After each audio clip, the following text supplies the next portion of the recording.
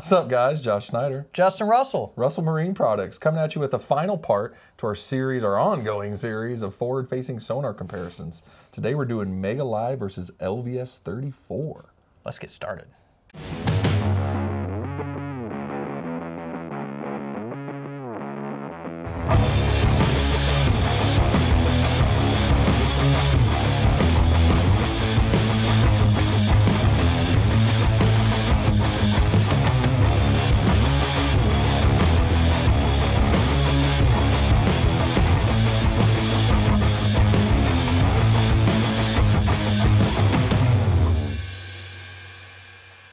All right, guys, so want to go over what we've got here. If you look on your screens here, you've got Mega Live is going to be on your left-hand side, and the Garmin LVS34 is going to be on your right-hand side. So we are running a Apex 13 with the Mega Live, and we're running an 8612 for the LVS34. So going to start off looking at a big brush pile here outside of the Shady Creek Marina on El Dorado Lake, one that we've shown on here many, many times in the comparison videos in the past. And then we're going to go into some standing timber for you bass guys, you walleye guys, you crappie guys are going to be playing in the timber a bunch coming up here. It's winter time. We're going to start chasing fish here in the timber. We're going to see fish in the timber today, actually, on some of this comparison stuff, and let you guys kind of figure out which one that you prefer or which one you think looks good. So go over the particulars. As always, we try to do these as apples to apples as possible. You're going to be looking at straight up factory settings. They haven't been changed, dialed in, whatever. Both units for this filming were mounted to a Lowrance Ghost trolling motor for the purposes of it. Both of them running on independent units not linked to the boat on a standalone lithium system, and both units and live imaging devices are fully up to date as of today, which is January 17, 2023. One caveat here, I will say, I wish now, looking at this stuff side by side, I wish, again, all auto settings, I wish I would have adjusted the Humminbird Mega Live to have the bottom depth range about the same as what the LVS34. It would have made our image a little bit bigger on the Mega Live. It would absolutely made it about the same, again, in terms of image size as the LVS34. Right. But as you're going to see here, it's still going to show some pretty big differences or some similarities on stuff. We'll let you guys decide. You get the gist of it, so here we go. Aerosmith song just started in my head. All right. Guys, you can see some fish moving on the LVS34 on the left-hand side, literally right beneath the trolling motor here. I'm fighting wind here, guys. We've got very bad water clarity conditions here. We're seeing some stuff on Mega Live and LVS34. I do think the LVS34 looks a little bit more crisp. We always use this term of like, one's hotter, like we thought the LVS34 was a little hotter than the LVS32. I kind of think the Mega Live here is a little bit hotter in returns. Well, in a cool way, right? So to give credit where credit's due, when we're talking about being hotter, it's usually we're talking about like gain being cranked, right? And so when the gain's cranked, it makes the returns heavier. But on Garmin LVS32, LVS34, it also makes your background noise increase quite a bit. So you get harder target returns. Thank you for pausing that. You get harder target returns, but you also get more background noise. On the Mega Live, it's like the gain has been cranked. You're getting hard returns, but you're not getting the extra background noise, which is interesting. Yeah, I never really thought about that before, but you're 100% right with that. The only thing that I can see is when you are that hard on your gain or you're cranked up on your contrast that much, I think, in theory, right, it's going to decrease your target separation. It's going to make things harder to see because what we know looking at Active Target 2 and the LVS34, especially pausing right here, you can see the fish, how hard and bright of returns they are in comparison to the timber that they're into, and you can see them definitely separated, right? Sure. Yeah. So I think in doing some of that with Mega Live, it's made it almost a little bit of a challenge where it can mask some of those fish directly next to trees or tree branches and be difficult to stand out, if you will, maybe not have as much target separation. Burning match as opposed to a precise pin, something like that. Yeah, that's a really good analogy. I like that. So standing timber. Looking at full distance, I mean, you can see the timber on the Mega Live for sure. Great views. There's some stuff that comes in really kind of like, oh, damn. That's awesome. Honestly, it's just not consistently held. Now, again, I'm fighting the wind today. It's mounted on the trolling motor. I just didn't see a lot of the target separation. Again, Yeah, so gotta talk about this, guys. We did not see this earlier on the brush pile, and we did not see it on the brush pile in our comparison versus the Active Target 2. We're in deeper water here, okay? We're in 20 to 23 feet of water. This is directly interference from the Ghost trolling motor, and this is a little weird to me because it's a brushless motor.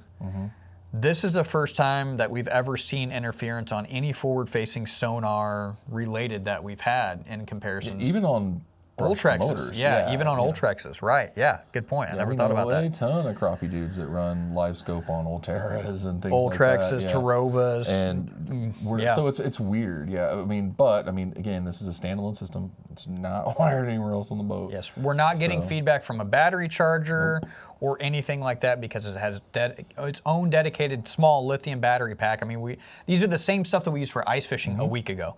So same scenarios, everything the same. So you're going to see this on Mega Live. I need to research as to why this is occurring, obviously, but you're going to see this on Mega Live. Yeah, and when it disappears, you'll see some stuff going here. While we have it paused, last thing, at the 5-foot mark on that tree, look at that school of fish. It's clear as bunch of crappie down there on the LVS34 side. And that's where I struggle. Like, I'm seeing glimpses of awesome timber and things like that, but I'm not seeing schooled up fish hanging out on it. Well, and here's the other thing I'll say about Mega Live. We're starting to see some of the same stuff that we saw when we were ice fishing. We saw some really good, amazing footage, but it was kind of this like almost like it was blinking very, very quickly, like this in and out. I don't know if that's to do with their technology. We know that their transducer is formulated unlike either of the ones that we've studied before that. Yeah, it's its own jam for sure. Yeah, so I don't know if it's a sweeping motion that comes back very quickly and does with the stitching. I'm not sure of that technology. I need to research that a little bit more. Stitching is basically non-existent. Yeah, there is no stitching at all on the Mega Live. It's great water column clarity. I mean, you're not seeing the stuff in it necessarily the whole time, but I mean, no background noise. But like you said, you can see some fish around the tree, just not. That is a school of fish. Right. You've got one moving here coming through that's about 5 feet down, 6 feet down, cruising around as well too. It's just not as crisp, right? And there's some of that interference again, guys. I was trying not to do it too long. The 34 is just, and I catch myself kind of staring at the Mega Live, like waiting for glimpses of stuff to come in. Every time I'm checking back to the 34, like we're seeing this the same way you guys are seeing it, the split screen. And this is the first time we've ever seen it this way. Side by side, yeah. And the 34 is just so consistent. It is. You know, I mean, as you're moving in and out, obviously it changes, but you're not getting flashes of picture. You know what you're looking at. That is a gorgeous screenshot right there. The other thing that I'm still kind of baffled about is we're literally, like, I had a single tree to reference this that I was focusing on all of these comparisons, okay? And I'm a little bit baffled by this because Mega Live is a wider degree cone than our Active Target 2. It's the same cone as the LVS34, and we're seeing less trees on the Mega Live, and I'm 100% focused in the same general direction. And you are seeing the same trees in and out at times. At times, yes. Now, the boat may not have been in 100, in a foot range of that, but in the area on the flat that we're at with the structure, in my head, I would have thought we would have seen more on Mega Live just because the cone angle is wider. But we're not really seeing that the case here. But like you said, sometimes in that snapshot, a lot more comes into view on that. Yeah, you get these like glimpses of wow, I just feel like we're really starting to lose out on the Mega Live, kind of fades out on the range. Well, I mean, we're not getting a ton, 70 feet, we're kicking 70 feet out. I'll take that back. We're not, The Mega Live isn't, We're kicking out 75, 80 feet on the LVS34, about the same distance. Look at the maintenance of clarity across from 20 feet out to 75 feet out. We look really good on the Mega Live, about 45, 50 foot and in is kind of what we've been seeing. Yeah, 10 foot, that tree looks great. Yeah. It's solid again. That is the same tree. That is thank you. So this last screenshot here where basically the video is ended. The end of the video. You're looking at the same tree at nearly the same angle at 10 feet out on Mega Live At 20 feet out on LVS34, it is markedly more clear on the LVS34 at twice the distance. And look at all the other trees you at least register out 70 to 75, 80 feet out right there. Again, you can see on the Mega Live, there are some fish around that tree, but it is not as crisp so and clear. The next one in the stack, right? So what it looks like is one tree with a branch. You move over to 34, that's two trees that are crossing each other, and you can clearly see that. Yeah. And that's, wow. As you can see, guys, I've kind of alluded to this before. I do feel like, at least for forward-facing sonar technology, right? If you want to compare these two directly, I do think, in my opinion, there's a clear winner here. LVS34 does beat the Mega Live. Does that mean Mega Live is complete trash or garbage, not usable? No, not at all. No. We've seen ice fishing-wise. I think lure reactions and timing-wise, it is probably the fastest one out there of the three right now, actually. And down mode, it's really, really good in down mode. Like I said, ice fishing, I was really, really impressed with Mega Live. Yeah. It was it was not what I was expecting. I was surprised by it, honestly. Even this is our first comparison video. It's not like we've not played with it before, guys. Yeah, yeah. And so this is, seeing it on its own and knowing this is kind of, what you see. This is better than early software versions by a decent amount. Oh yeah, 100%. This is night and day different now than what it was. Quite a bit. Yeah. But like when we ice fish, like he said, in down mode, we were surprised because we're kind of used to this. It's not, when we play with LVS34 a lot, and now with Active Target 2 coming out and being super close to the 34, like that's what we figured would continue to kind of reign supreme. On the down, the Mega Live was good, if not our favorite. Especially at times, it was really damn good. Especially the delay. It was again the least of the three, the fastest delay. I mean, it was, you snap your rod, you saw the lure move, where the other two had a noticeable delay, right? Yeah, it's crazy. I mean, I know this is LVS34 versus Mega Live, kind of wrapping up our most current 2023 forward-facing sonars. You get one that's solid, one that's usable, one that in some circumstances is excellent, and then you kind of have the other two that are just a step above that are they're fantastic. Yeah. And flip a coin between those two. I would say in most circumstances the 34 edges out the Active Target 2 ever so slightly, but it's super minor. Yeah. It's not a huge advantage there, especially when we're talking factory settings, right? Plug and play 100%, guys. Yeah. But yeah, that is what it is. We sound sad now. It sounds like we're being sad. Again, this is our first rendition of this, okay? So we knew what Lowrance's first one looked like. We knew what Garmin's first one looked like. Garmin's on their third or fourth now, when you take the PS22, the PS30, the LVS32, and now this one.